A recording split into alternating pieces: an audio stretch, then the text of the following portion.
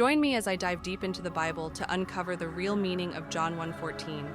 Can I unravel this mystery in just one video? When it comes to Christian theology, there's one verse that stands out as a cornerstone of faith, John 1:14. And yet, despite its significance, many of us may not fully grasp the richness and depth of this powerful passage. Today, we're going to take a closer look at this game-changing verse and explore its implications for our lives. One of the biggest misconceptions about John 1:14 is that it's simply a redundant statement of Jesus' humanity. We've all heard the phrase, "the Word became flesh," tossed around. But what does it really mean?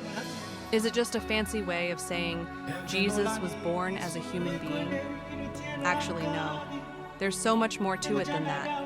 The way we understand this verse has far-reaching implications for our understanding of God, of Jesus, and of our own place in the world. Another common mistake is to view John 1:14 as a standalone verse, disconnected from the rest of Scripture. But the truth is, this verse is part of a much larger narrative that spans both the Old and New Testaments. To truly grasp its significance, we need to delve into the historical and cultural context in which it was written. That's what we're going to do today. Get ready to dig deep. Many people also assume that John 1:14 is primarily a statement about Jesus' divinity. And while that's true, it's only half the story. The real power of this verse lies in its ability to bridge the gap between heaven and earth, between the divine and the human. It's a verse that challenges our assumptions about what it means to be human and what it means to be in relationship with God. Let's take a step back and look at the bigger picture. The Gospel of John is often referred to as the most spiritual of the four Gospels. And John 1:14 is its linchpin. It's a verse that speaks to the very heart of Christian theology, a theology that affirms both the humanity and divinity of Jesus Christ. To understand this verse is to understand the essence of the Christian faith. The context of John 1:14 is crucial to grasping its significance. The Gospel of John was written in a time of great turmoil, when Jewish and Gentile believers were struggling to come to terms with each other. Against this backdrop, John 1:14 becomes a powerful declaration of God's love and redemption, a message that transcends cultural and ethnic boundaries.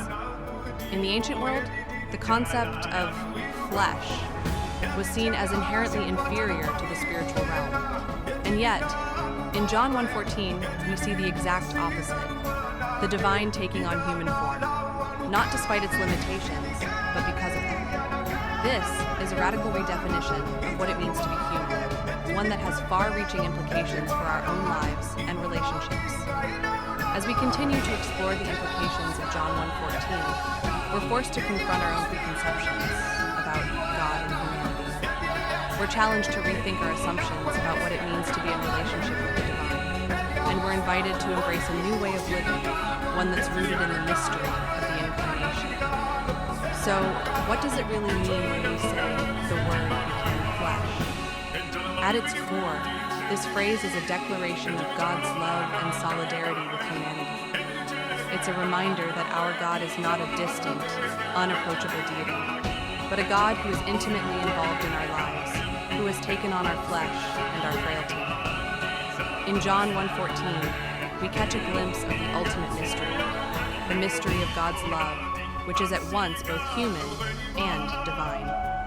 It's a mystery that's beyond our comprehension, and yet, it's one that draws us in, inviting us to participate in its beauty and its wonder. In summary, John 1:14 is so much more than just a poetic phrase.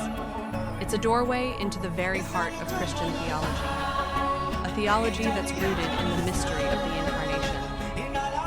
Today, we've explored the common misconceptions surrounding this verse. We've delved into its historical context, and we've uncovered its profound implications for our lives. I hope this video has inspired you to take a closer look at this powerful passage. Thanks for joining me on this journey into the world of biblical interpretation. If you you have any thoughts or insights about John 1:14, I'd love to hear them in the comments below.